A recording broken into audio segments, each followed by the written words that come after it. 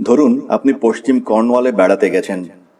সেক্ষেত্রে পেনজ্যান্স and lands অ্যান্ডের মাঝের ন্যাড়া আর উঁচু জায়গাটা পেরোনোর সময় রোদে পুড়ে জলে ভিজে বিবর্ণ হয়ে যাওয়া একটা নোটিশ বোর্ড আপনার নজরে পড়তেও পারে। তাতে লেখা আছে পোল্যান্ড 2 মাইল। তখন আপনি গাইড বুক খুলবেন, সেখান থেকে জানবেন যে ওটা একটা মাছ ধরা গ্রাম। দ্রষ্টব্য বলতে গির্জার রেলিং হিসেবে ব্যবহৃত কিছু কাঠ খোদাই আর নকশা, যারা আদতে আরও পুরনো একটা গির্জার অংশ ছিল। সেখানেই আপনি পড়বেন যে সেন্ট ক্রিডের গির্জাতেও সেই সময়ের নকশা আর স্থাপত্য দেখা যায়, বরং আরও ভালোভাবে সংরক্ষিত আকারে। এরপর আর কে ওখানে যাবে? তাও ধরুন আপনি যেতে চাইলেন, একটু এগিয়েই বুঝবেন যে খানা খন্দে ভরা ওই সরু রাস্তায় যাতায়াত করে হাঁটু বা সাইকেলের বা দুটোরই 12টা বাজবে। তারপর আপনার বাকি ছুটিটার কি হবে? তাই একেবারে উত্তুঙ্গ ট্যুরিস্ট সিজনেও পোল্যান্ডে কেউ যায়টাই না। বাকি সময়ের কথা তো বলাই বাহুল্য। এমনকি পোস্টম্যান অবধি রেজিস্টার্ড চিঠি বা বড় পার্সেল গোছের কিছু না এলে ওই গ্রামে যায় না, বরং রাস্তার কাছেই রাখা একটা বড় বাক্সে সব চিঠি চাপাটি ফেলে দেয়। জেলেরা মাছ ধরে সমুদ্রপথেই জেটিতে যায়, সেখানে মাছ বেচার পরে ফিরে আসে তাদের ফাঁকা ট্রলারগুলো। কেউ আসে না পোল্যান্ডে, সেখান থেকেও কেউ কোথাও যায় না। এতটা বিচ্ছিন্ন থাকলে যে কোনো জায়গার বাসিন্দাদের মধ্যেই একটা তীব্র স্বাধীন চেতা বা আরো সহজ ভাষায় বললে একলা সেড়ে মনোভাব তৈরি হতে বাধ্য। কিন্তু পোল্যান্ডের বাসিন্দারা নিজেদের মধ্যে বেশ ভালোভাবেই মানিয়ে গুছিয়ে নিত। মনে হতো ঝড় আর বৃষ্টি যেন এক আলাদা মন্ত্রগান শুনিয়ে তাদের এক সূত্রে বেঁধে রেখেছে। মানুষের ক্ষুদ্র তুচ্ছ ওঠাপড়ার চেয়েও অনেক বড়, অনেক দূর্গেও কোনো শক্তির অস্তিত্ব যেন তারা সবাই জানে। 10 বছর বয়সে আমার ফুসফুসের সমস্যা ধরা পড়েছিল। এমনিতেই রোগে ভুগে কঙ্কালসার হয়ে গিয়েছিলাম। তার উপর এই অবস্থা হওয়ায় বড়রা ঠিক করেছিলেন আমাকে লন্ডন থেকে দূরে এমন কোথাও পাঠিয়ে দেবেন যেখানে বিশুদ্ধ হাওয়া আর যত্ন দুটোই জুটবে।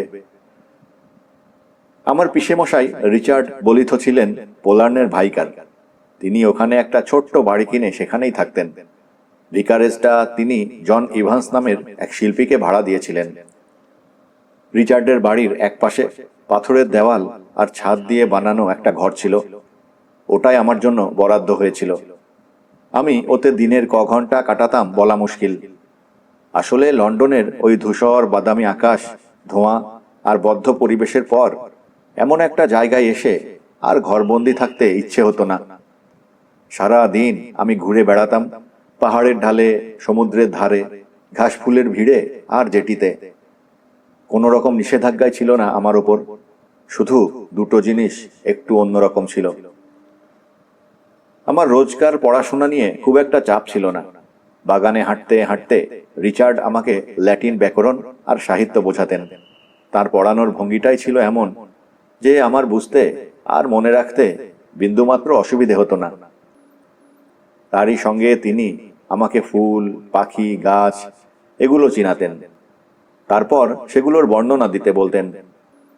জটিলতম বিষয়কেও সহজে আর যুক্তি দিয়ে ব্যাখ্যা করার শিক্ষাটা আমি রিচার্ডের কাছেই পেয়েছিলাম। তবে রোববার চার্চের বেদিতে দাঁড়ানো অবস্থায় এই মানুষটির এক অন্য রূপ দেখতাম।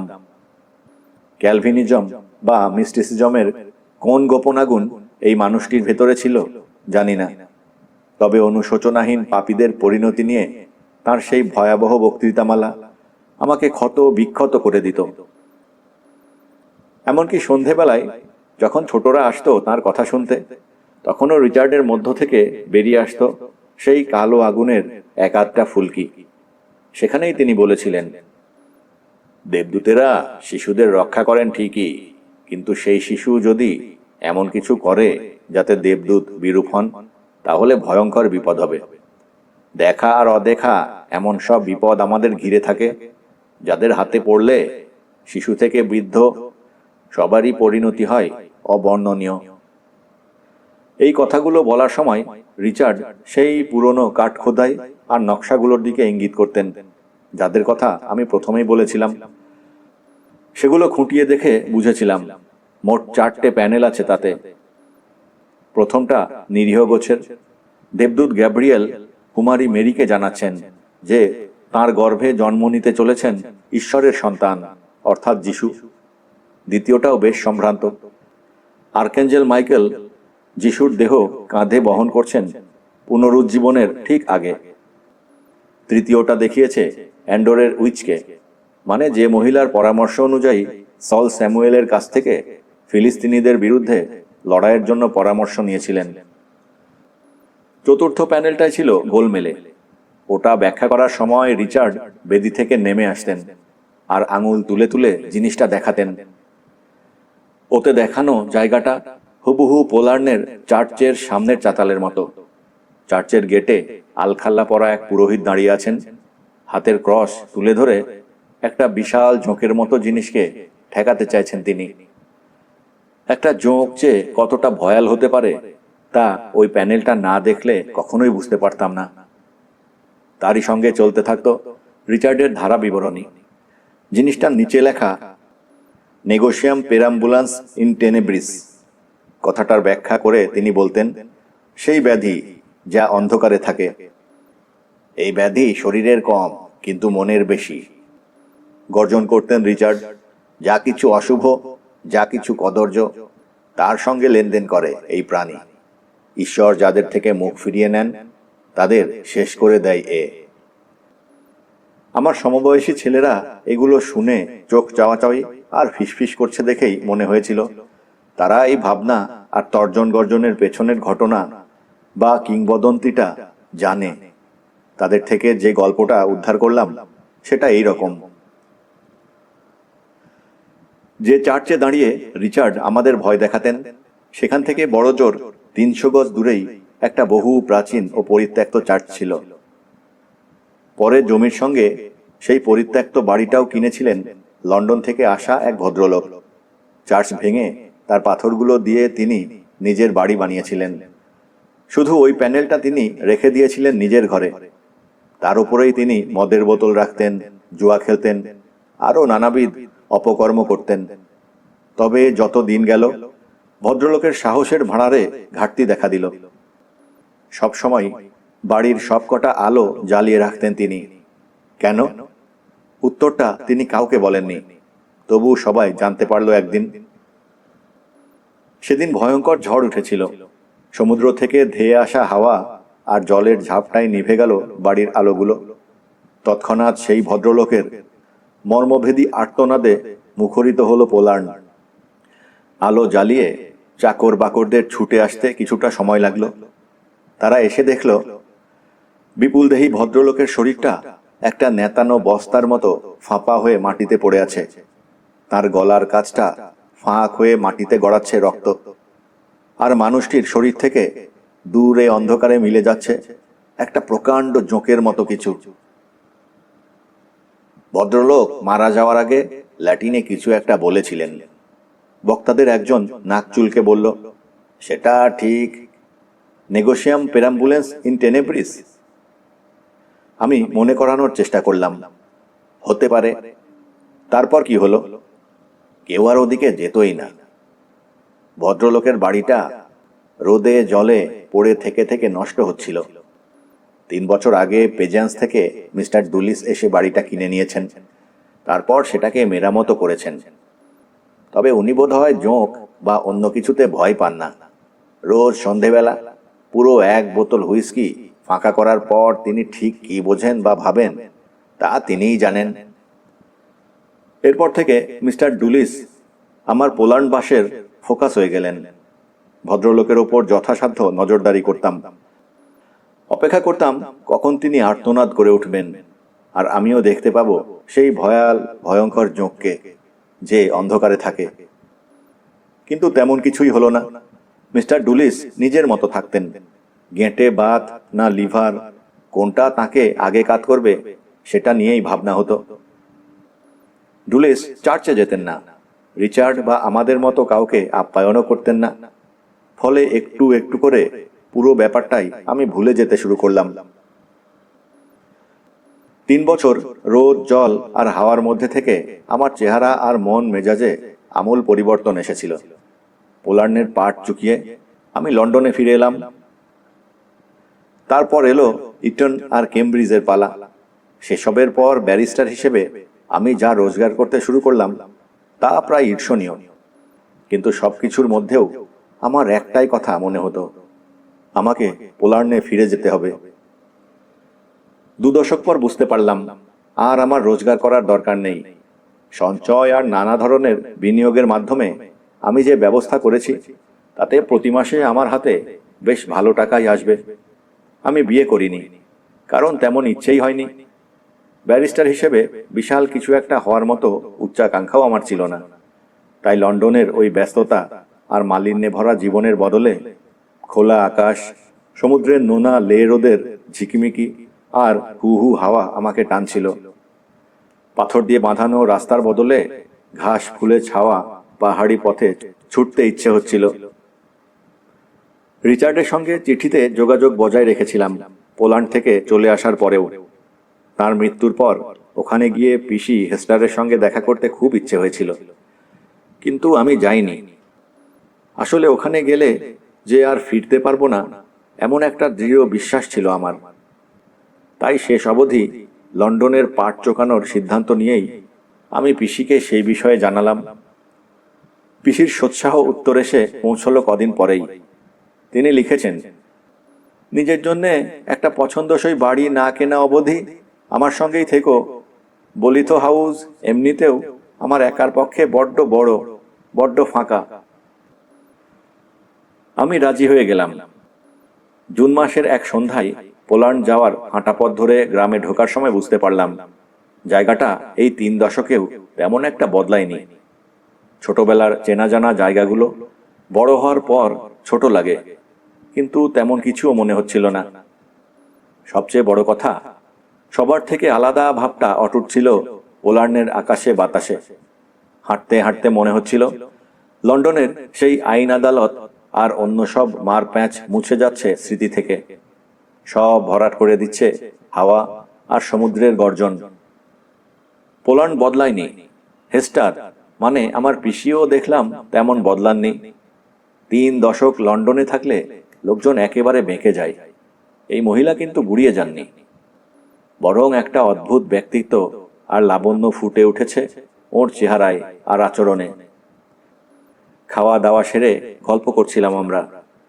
হেস্টারের ঝলমলে আকাশের মতো মুখটায় এক ফালি মেঘ জমল যখন আমি মিস্টার ডুলিসের ব্যাপারে জানতে চাইলাম। ডুলিস মারা যাওয়ার পর 10 বছরেরও বেশি হয়ে গেছে। কফির কাপটা সরিয়ে রেখে বলেছিলেন হেস্টার, মানুষটি নিউলিন থেকে এখানে আসার আগেও অনেক অপকর্ম করেছিল। এমনকি এখানেও তুমি তো দেখেইছিলে, মদ খাওয়া আর সবার সঙ্গে খারাপ ব্যবহার, এই দুটো দিয়েই ডুলিসকে চিনে নেওয়া যেত। তোমার পিসে বলতেন ওর কপালে দুঃখ আছে। কথাটা সত্যি বলে প্রমাণিত হয়েছিল আর কি। কিন্তু ঠিক কি হয়েছিল? চার্চে নানা কথা বলতে বলতে তোমার পিসে বেদি থেকে নেমে আসতেন।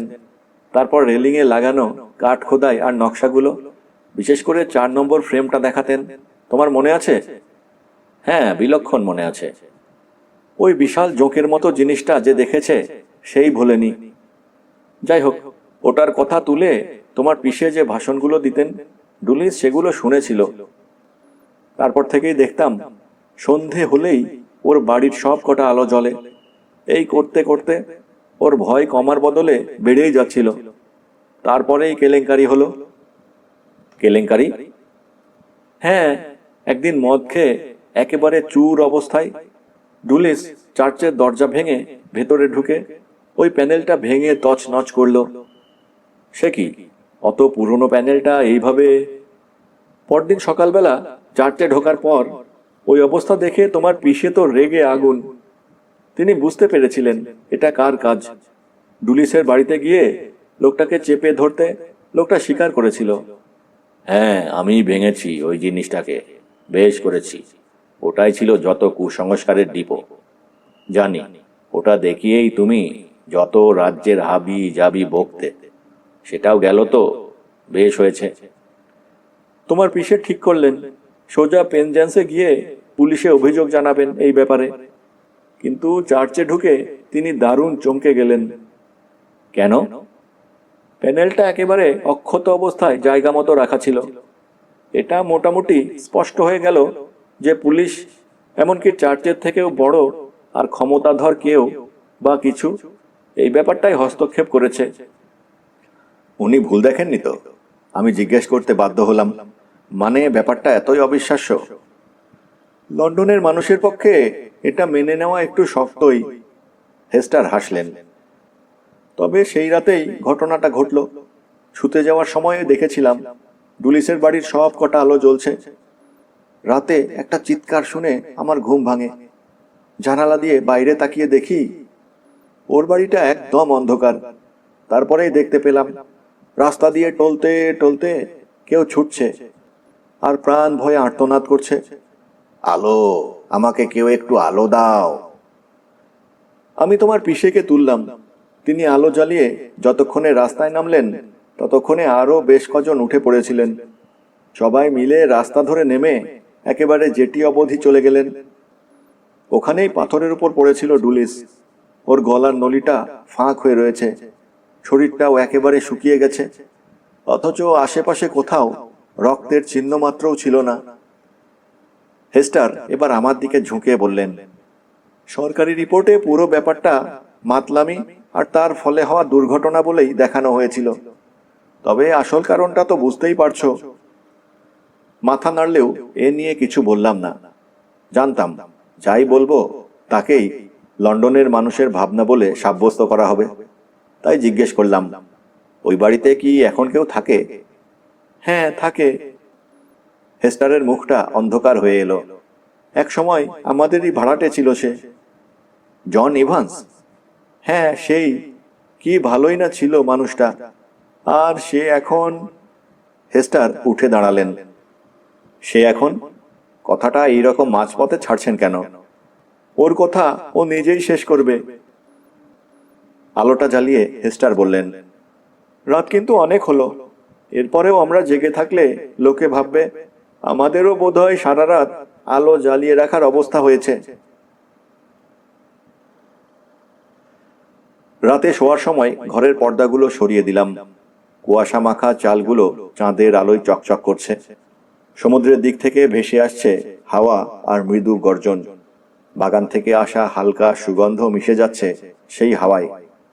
মনে হলো পোল্যান্ড ফিরে আসার সিদ্ধান্তটা আরো আগে নিতে পারতাম আমি। আপনা থেকেই চোখ গেল ঢালের ওপর দিকে। গোটা গ্রাম অন্ধকার হয়ে থাকলেও একটা বাড়ির সব কটা আলো তখনও জ্বলছে।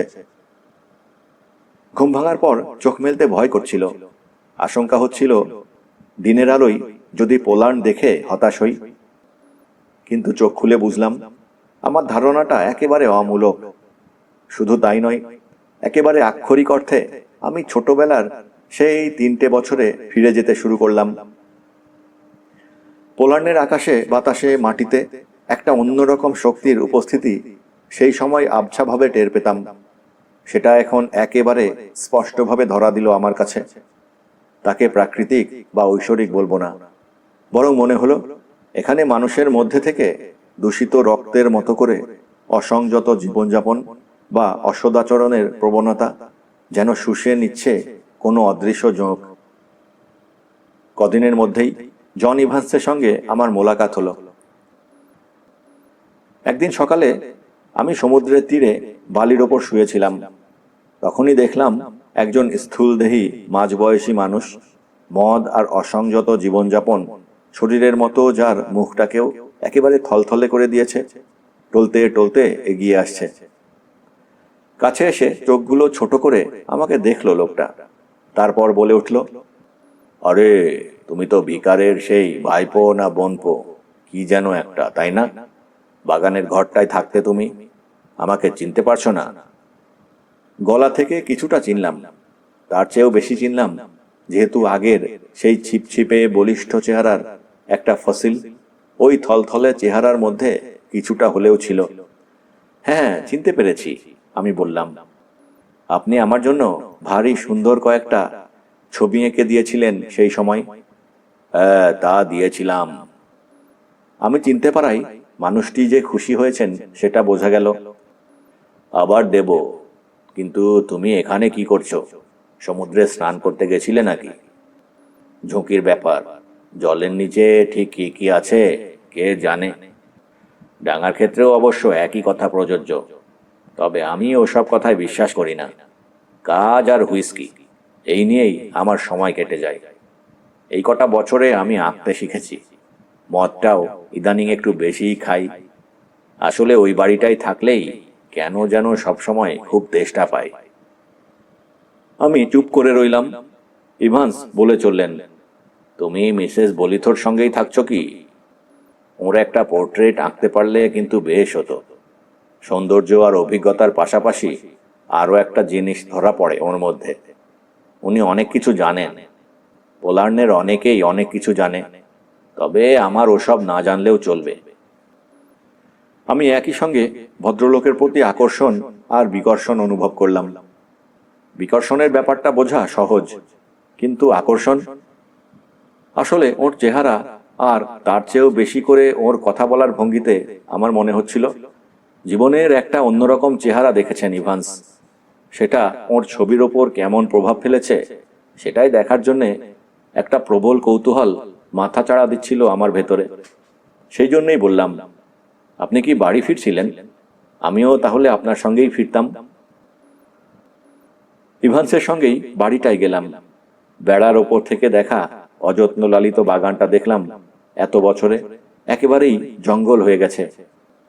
একটা মোটা সোটা বেড়াল জানালায় বসে রোদ পোহাচ্ছিল। বাগান, শ্যাওলা ধরা পাথরের বেঞ্চ, বাঁকানো পাঁচিল, সব পেরিয়ে আমরা বাড়িতে ঢুকলাম। ভেতরের ঠান্ডা ঘরটার এক পাশে এক বৃদ্ধা মহিলা খাবার দাবার গুছিয়ে রাখছিলেন। পাথরের দেওয়ালের গায়ে আর নানান জায়গায়, এমনকি ছাদেও নানা ধরনের মুখ আর কিংবদন্তি জীবজন্তুর দেহাবশেষ দেখতে পাচ্ছিলাম। বুঝতে পারলাম পুরনো চার্চের ধ্বংসস্তূপের অনেক কিছু দিয়েই এই বাড়িটা বানানো হয়েছে। একটা ডিম্বাকৃতি টেবিলের সামনের দিকে একটা পাথরের আংটায় চিত্রকরের ক্যানভাস আর তুলি রাখার ব্যবস্থা করা ছিল। সেটারও ওপরে একটি দেবদূতের মূর্তি বসানো রয়েছে। বেশ ভক্তিমূলক পরিবেশ, কি বলো? সেদিকে বুড়ো আঙুল নাচিয়ে ইভান্স বললেন, এদিকে আমি আঁকি একেবারেই সাদামাটা জিনিস বা মানুষের ছবি, তাই সেই ছবিতেই এমন একটা ভাব আনতে হয় যাতে ওই ভক্তিভাবটা ফুটে না ওঠে। যাই হোক, আমি একটু ঘরোয়া জামা কাপড় পরে আসি, তুমি ততক্ষণ ছবিগুলো দেখতে থাকো। ছবিগুলো দেখতে দেখতে দুটো জিনিস মেনে নিলাম। প্রথমত, জন ইভান্স সত্যি শিল্পী হিসেবে অনেক অনেক উঁচু দরের একজন হয়ে গেছেন। দ্বিতীয়ত, তার ছবিতে বিষ ঢুকেছে। এটা ছাড়া আর কোনোভাবেই প্রত্যেকটা ছবির মধ্যে থেকে বেরিয়ে আসা পাপ আর অশুভের অনুভূতিটাকে ব্যাখ্যা করা যায় না। জানালায় বসা বেড়ালের একটা ছবি ছিল, কিন্তু ওই বেড়াল সাক্ষাৎ নরকের বাসিন্দা। রোদে গরম বালিতে শুয়ে থাকা এক নগ্ন কিশোরের ছবি আঁকা হয়েছে, কিন্তু ওই কিশোরের জন্ম দিয়েছে সমুদ্রের নিচের অন্ধকার।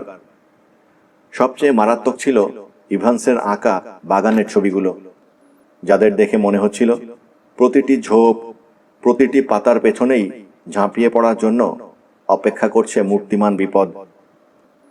কেমন লাগছে? ইভান্সের হাতের গ্লাসে পানীয়ের রং দেখে বুঝলাম জল টল মেশানো হয়নি। তাতে একটা চুমুক দিয়ে ইভান্স বললেন, আমি যা দেখি তার সারটুকু ধরতে চেষ্টা করি। শিল্পীর দৃষ্টিভঙ্গি থেকে একটা বেড়াল আর একটা ঝোপের মধ্যে খুব একটা তফাৎ থাকে না, বরং আকার অবয়বহীন যে অন্ধকার আর আগুন থেকে আমাদের সবার জন্ম, আমি সেটাকেই ফুটিয়ে তুলি। সুযোগ পেলে তোমারও একটা ছবি আঁকবো, দেখবে আমার আয়নায় নিজেকে দেখতে কেমন লাগে। গ্রীষ্ম কেটে গেল। ইভান্সের সঙ্গে আমার মাঝে মধ্যেই দেখা হতো, তবে এমনও হতো যে গোটা সপ্তাহ ধরেই মানুষটি নিজের বাড়ি আর আঁকা ছেড়ে বেরোতেন না। কখনো সখনো জেটির ধারে মানুষটিকে বসে থাকতে দেখতাম একা। তখন ওর সঙ্গে কথা বলতে গিয়ে সেই যুগপৎ আকর্ষণ বিকর্ষণ অনুভব করতাম। মনে হতো ইভান্স একটা অন্ধকার পথ ধরে হেঁটে চলছেন, যার শেষে তিনি এমন কিছু জানতে পারবেন যা কেউ জানে না। বাস্তবে শেষটা অন্যরকম হলো। অক্টোবরের শেষ দিন ছিল সেটা। পাহাড়ের ওপর ইভান্সের পাশে বসে সামনের দিকে তাকিয়েছিলাম আমি। রোদের অন্তিম আলোয় ঝলমল করছিল সমুদ্র। আচমকা পশ্চিম আকাশে একটা ঘন কালো মেঘ কোথা থেকে জানি উদয় হয়ে সেই আলোটুকু শুষে নিল হু হু করে। তাতেই ইভান্সের চটকা ভাঙল। আমাকে এখনই ফিরতে হবে, অস্থিরভাবে বললেন ইভান্স। আজ আমার বাড়ির ওই কাজের মহিলা ছুটি নিয়েছেন। কয়েক মিনিটের মধ্যেই অন্ধকার হয়ে যাবে। তার মধ্যে আলো জ্বালানো না হলে। ওই খাড়া পথ ধরে ইভান্স যেভাবে ছুটলেন সেটা তাঁর চেহারা আর চলনের সঙ্গে একেবারে মেলানো যায় না। ঘনায়মান অন্ধকারের মধ্যেও মানুষটিকে প্রায় ছুটতে দেখে মনে হলো উনি সত্যিই চিন্তিত বা ভীত। আমাকে দেখে ঘুরে উনি চিৎকার করে উঠলেন, আমার সঙ্গে এসো, দুজনে হাত লাগালে তাড়াতাড়ি আলোগুলো জ্বালানো যাবে। আলো না থাকলে বড় বিপদ। ইভান্সের তুলনায় অনেক বেশি সক্ষম হলেও ওর সঙ্গে তাল মেলাতে হিমশিম খেলাম সেই সন্ধ্যায়। বাগানের গেটের সামনে পৌঁছে দেখি ইভান্স তার মধ্যেই বাড়ির কাছে চলে গেছেন। দরজা খুলে ভেতরে ঢুকেই একটা লণ্ঠন তুলে নিলেন ইভান্স, কিন্তু সেটা জ্বলল না। আসলে দেশলাই ধরে থাকা ওর হাতটা এত কাঁপছে যে শিখাতে আগুনই ধরছে না। আমি ঘরে ঢুকে ওকে সাহায্য করার জন্য এগোলাম। হঠাৎ আমার পেছনে খোলা দরজার দিকে আঙুল তুলে ইভান্স আর্তনাদ করে উঠলেন, না না, ওটাকে আটকাও। পেছন ফিরে দেখলাম খোলা দরজা দিয়ে ঢুকে অত্যন্ত দ্রুত গতিতে ইভান্সের দিকে এগিয়ে যাচ্ছে একটা প্রকাণ্ড জোঁক। মলিন একটা আভা বেরিয়ে আসছিল জোঁকটার শরীর থেকে। সেজন্যই ওই অন্ধকারের মধ্যেও প্রাণীটাকে আমি স্পষ্ট দেখতে পেলাম। আর পেলাম একটা গন্ধ। কাদা আর নোংরার মধ্যে অনেকক্ষণ কিছু ডুবে থাকলে তাতে যেমন গন্ধ হয়। নির্লভ শরীরে কোথাও মাথা দেখিনি, তবে সামনের দিকে কুঁচকে থাকা অংশটা যেভাবে খুলছিল আর বন্ধ হচ্ছিল তাতে মুখটা চিনে নিতে অসুবিধে হয়নি। ইভান্সের কাছে এসে ওটা অদ্ভুতভাবে পিছনে ভর দিয়ে উঠে দাঁড়ালো। মনে হলো যেন একটা বিষধর সাপ ছোবল মারার জন্য তৈরি হচ্ছে। ইভান্সের বুক ফাটা আর্তনাদ আমার অচল হয়ে থাকা শরীরটাকে ছুটে যেতে বাধ্য করল। আমি দুহাত বাড়িয়ে জোঁকটার ওপর ঝাঁপিয়ে পড়লাম, ওটাকে সরিয়ে আনবো ভেবে, কিন্তু পারলাম না। মনে হলো আমি যেন একটা কাদার তালকে ধরার চেষ্টা করছি। জিনিসটা আমার আঙুলের ফাঁক দিয়ে তেলোর পাশ দিয়ে বেরিয়ে গেল। এভাবেই কেটে গেল কয়েক সেকেন্ড। ওইটুকুই যথেষ্ট ছিল। চিৎকার ক্রমেই অসহায় কান্না আর বিড়বিড় হয়ে নৈশব্দে মিলিয়ে গেল। জিপটা ইভান্সের ওপর ঝুঁকে থাকতে থাকতেই তার হাত পা ছোড়া স্তিমিত হয়ে এলো। কিছু একটা শুষে নেয়ার আর টেনে নেওয়ার মাঝামাঝি শব্দ পেলাম। তারপর দরজা দিয়ে বেরিয়ে গেল জোঁকটা। টলতে টলতে একটা লণ্ঠন জ্বালালাম। সেই আলোয় দেখলাম মেঝেতে যা পড়ে আছে তাকে শরীর না বলে চামড়া দিয়ে মোড়া এক বস্তা হাড় বলাই সঙ্গত। পোলার্নের বুক থেকে আরো কিছুটা দূষিত রক্ত শুষে বিদায় নিয়েছে তার রক্ষক।